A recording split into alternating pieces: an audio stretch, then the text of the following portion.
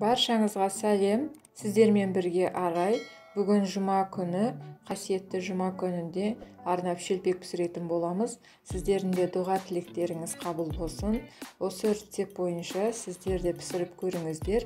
Дәмі де ерекше, өзі де жұп-жұмсақ, түсі де алтын түстес болып шығатын жеті шелпек дайындайтын боламыз.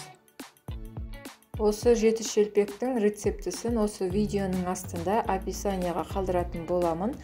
Сіздер менің каналыма тіркеле отырып, лайк басып, комментария қалдыруды ұмытпаңыздар.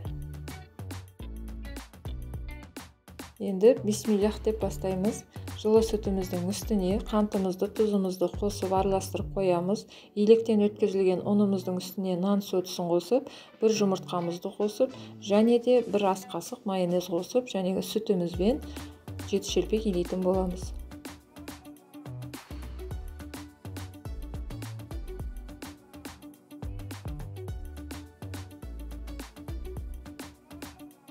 Мінекей осындай жұмсақ қамыр иленеді. Енді бетін жауып 10-15 минутқа қоя тұрамыз.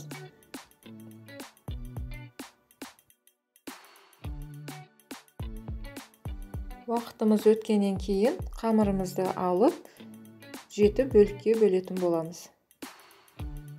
Егер де сіздердің шелпек пісіретін табаларыңыз кішілеу болса, онда бөліктерін кішілеу қылып, бірнеше бөліктерге де бөлуге болады.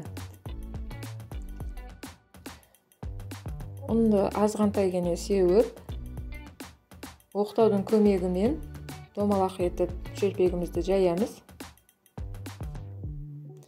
Шелпегіміз жұқа және де қалың да болмау керек.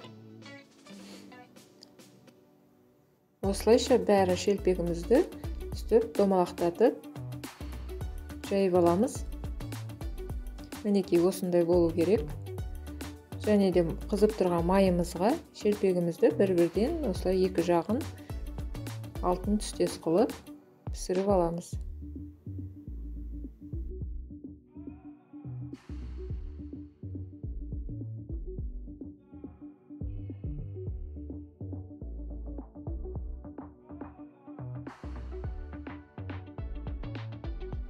Мінекей жеті шелпегіміз де дайын болды.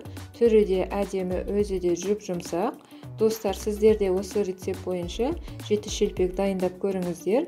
Осы видеоның астына описанияға құрамын жазып кететін боламын. Мінекей қараңыздар, өте әдемі, жұмсақ, жақсы піскен. Осы ай Рамазан айы жұма күніне арнап пісірген жеті шелпегіміз, тілеген дұға тілектеріміз қабыл болсын, және де ұстаған оразаларыңыз қабыл болсын.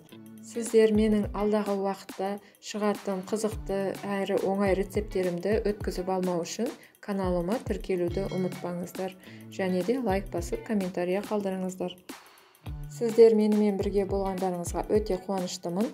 Сіздермен бірге болған Арай.